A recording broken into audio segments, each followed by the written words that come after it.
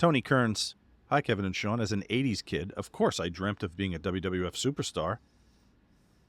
As I grew, I don't think that automatically. Like, I never dreamt of being a WWF. I would have been a good manager, but I don't think I ever wanted to be in the ring. But I guess he did. He's a big guy, Tony Kearns, I suppose. As I grew up, my OCD and anxiety diagnosis made me feel like I wouldn't be able to handle the life.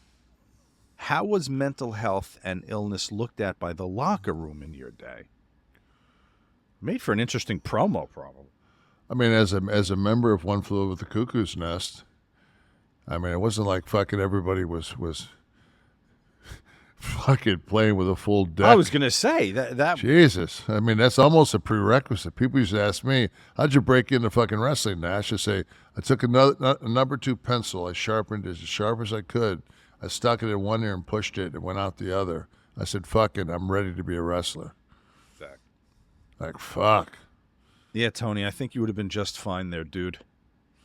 In my Stone Age, I forgot to finish the story on Warlord, but so we were talking, and like he's so beat the fuck up, and most of it's just from fucking training, so fucking heavy to keep all that size on, and both of us were just like selling. It was cold as fucking Indiana, man, and we were just selling how beat up we were, and I think he's 62 now, maybe. Mm. I think he's just a little bit younger than me, but like we both just, and all of us look at each other with that same, because we all know how much pain we're in. All wrestlers look like if you fucking asked them, "Hey, which way's left?" They'd all go. Like nobody has like the ability to fucking, and it's just like the only way you keep the ability to move your arms is to move your arms.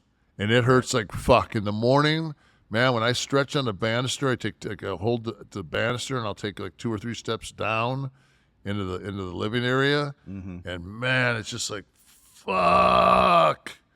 I'm dropping out of the Masters.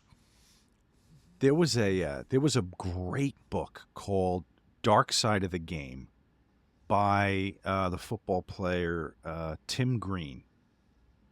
And it wasn't about his life. It was just about the things about being a professional athlete, specifically a professional NFL player.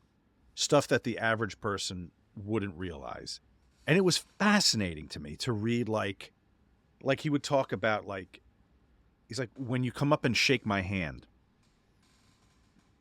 grab it lightly. Like people, I guess, because they assume they're shaking a football player's hand and they go hard. He said, our hands get banged to shit on helmets and pads all week long. He said, our hands are constantly in pain. So that was one of the cool things in that book. But yeah, like just the day-to-day pain. He talked about the most dangerous play in football is a kickoff. He said it is literally speed? like being on a freeway running against traffic.